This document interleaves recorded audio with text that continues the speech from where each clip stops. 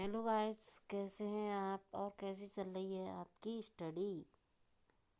मैं आशा करती हूँ कि आप अच्छे से होंगे और मन लगाकर अपना अध्ययन कर रहे होंगे। तो मैं छाया मैम ज्ञान गंगा चैनल पर आप सभी जो तैयारी करने वाले अभ्यर्थी हैं सभी का मैं वेलकम करती हूँ।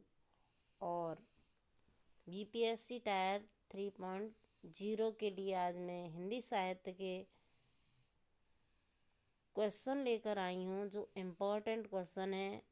आप एक टाइम टेबल सेट कर लें अपनी पढ़ाई का कि आपको किस तरीके से मैनेज करना है, और हर सब्जेक्ट के लिए आप टाइम मैनेज कर लें, क्योंकि जब तक आप टाइम मैनेजमेंट नहीं करेंगे तब तक आपकी स्टडी हो नहीं सकती, क्योंकि घर के और भी सारे कार्य होते हैं, सब कुछ देखना होता है। तो आप टाइम को मैनेजमेंट कर लें, और ये नहीं कि आप सारा समय ही लगे रहें। बीच में थोड़ा थोड़ा आप मतलब घूम सकते हैं, कुछ मतलब खाने में कुछ नाश्ता कर सकते हैं आप, जिससे कि मन फ्रेश हो जाए। थोड़ा बहुत एक आध घर के कार्यों में कहाँ हाथ बटा सकते हैं, क्योंकि हाँ कंटिन्यूसली अगर आप लगे रहेंगे तो जो माइंड है हमारा उसमें स्टोरेज फुल हो जाती है। तो जब हमारा माइंड है स्टोर हो जाता है सारा मटेरियल, तो इतना कलेक्ट नहीं कर पाता है। तो इसलिए आप अपने नोट्स बना लें और एक टाइम मैनेजमेंट कर लें आप, और सुबह के समय आप अधिक से अधिक स्टडी करें और अपनी स्टडी को अच्छे से करते हुए। और इसके लिए मैं टाइम मैनेजमेंट के लिए अलग से वीडियो बनाऊंगी, और आप अपना अध्ययन करते रहें। तो हिंदी साहित्य का जो क्वेश्चन है मैं आपके लिए लेकर के आई हूँ। तो आप अगर पसंद आते हैं तो ज्ञान गंगा चैनल को लाइक करें, सब्सक्राइब करें और दोस्तों में शेयर करें। तो शुरू करते हैं, देर ना करते हुए मैं छाया मैम शुरू करती हूँ। क्या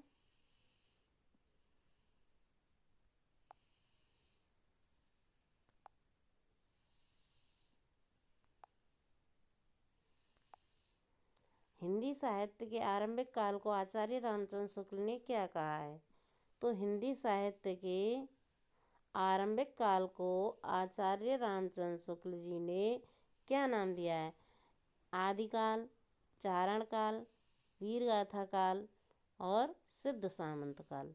तो आचार्य रामचंद्र शुक्ल ने इसको क्या कहा है?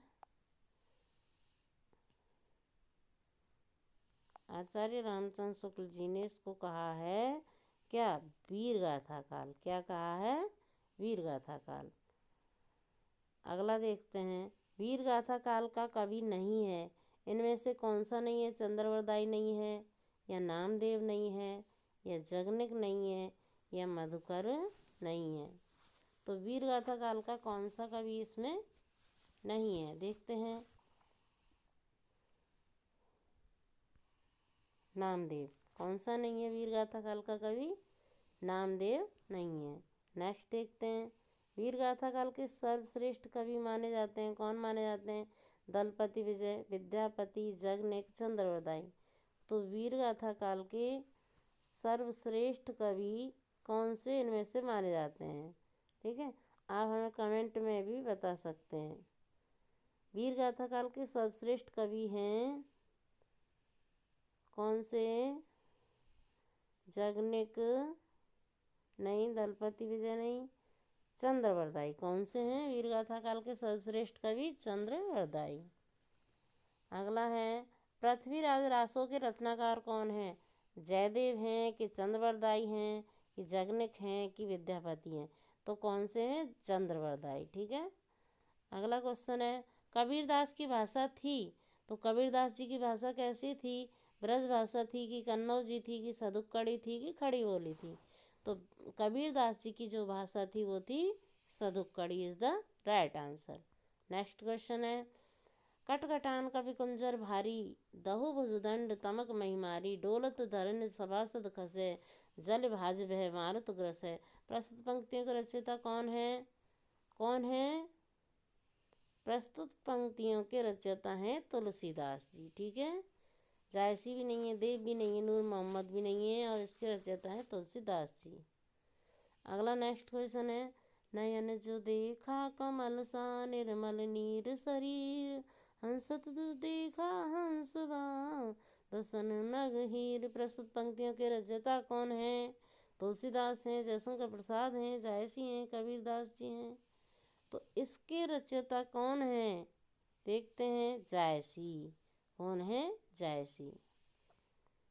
अगला, शिवा बावनी के रचनाकार कौन है? तो शिवा बावनी किसने रची है? पद्माकर ने रची है, कि भूषण ने रची है, कि केशवदास ने रची है, कि जगनिक ने रची है? तो शिवा बावनी भूषण। किसने रची है? भूषण ने। आगे देखते हैं, नर की और नल नीर की गति एक कर जोए, जे तो नीचो है चले ते तो ऊंचो होए। और किसका नाम लें? किसकी पंक्तियां हैं? तुलसीदास जी की हैं, कि महावीर प्रसाद द्विवेदी की हैं, कि बिहारी लाल की हैं, कि केशवदास की हैं? तो right answer is the Bihari Lal. ठीक है। अगला क्वेश्चन है, सखी वे मुझसे कहकर जाते। प्रस्तुत पंक्तियों के रचयिता कौन है? अज्ञेय हैं, कि मैथिली शरण गुप्त हैं, कि हरिऔध हैं, कि जयशंकर प्रसाद हैं? ठीक है, तो देखते हैं, अज्ञेय गलत है, मैथिली शरण गुप्त राइट आंसर। कौन सा है? मैथिली शरण गुप्त। अगला है, हिंदी कविता को छंदों की परिधि से मुक्त कराने वाले कौन थे? सुमित्रानंदन पंत, जयशंकर प्रसाद, महादेवी वर्मा, सूर्यकांत त्रिपाठी, निराला। ठीक है, तो कौन थे छंदों से मुक्त कराने वाले हिंदी कविता को? ये भी गलत है, ये भी गलत है। सूर्यकांत त्रिपाठी, निराला इज द राइट आंसर। तितली किसकी रचना है? अब बताइए, जयशंकर प्रसाद की है, या आचार्य रामचंद्र शुक्ल की है, या श्याम सुंदर दास की है, या आचार्य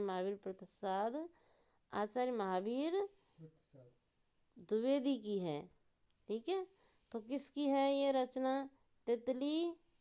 तितली Jaishankar Prasad is the right answer. अगली, अतीत के चलचित्र, इसके रचयिता कौन है? जयशंकर प्रसाद हैं, कि सूर्यकांत त्रिपाठी निराला हैं, कि महादेवी वर्मा हैं, कि सुमित्रानंदन पंत हैं? अतीत के चलचित्र किसकी रचना है ये?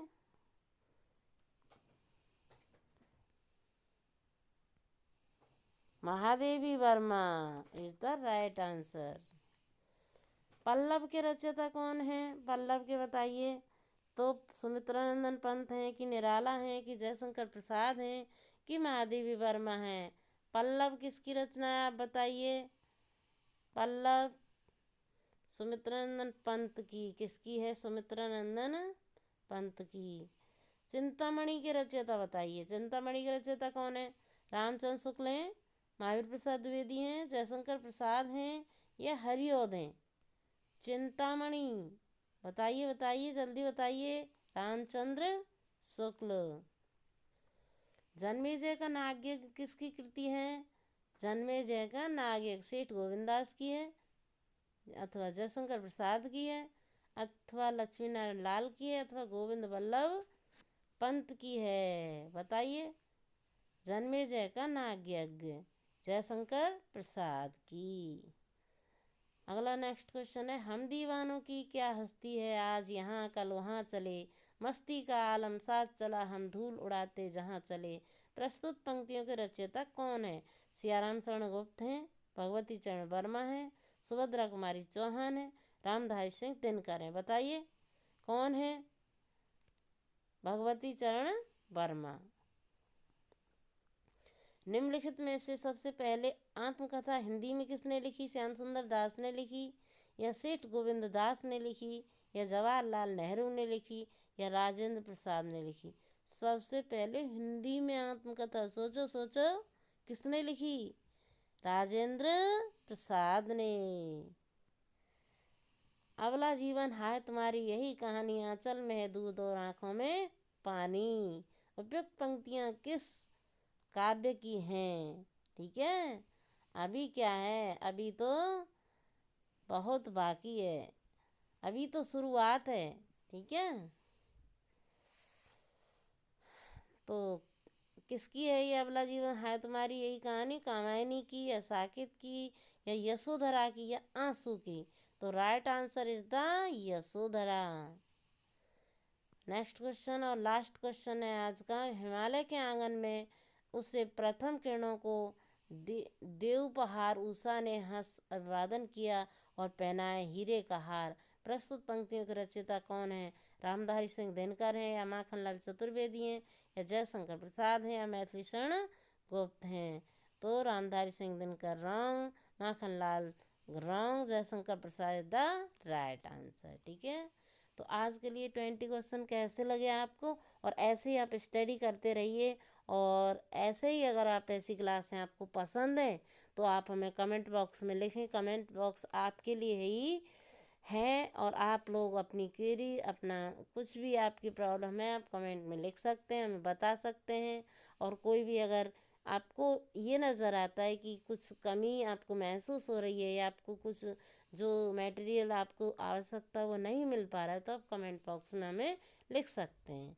ठीक है, और ऐसी क्लास अगर आपको पसंद है तो ओके, आप कमेंट में ओके लिख के भेजेंगे। ठीक है, और आज के लिए नमस्कार, जय हिंद। पढ़ते रहिए, हंसते रहिए, मुस्कुराते रहिए और खिलखिलाते रहिए।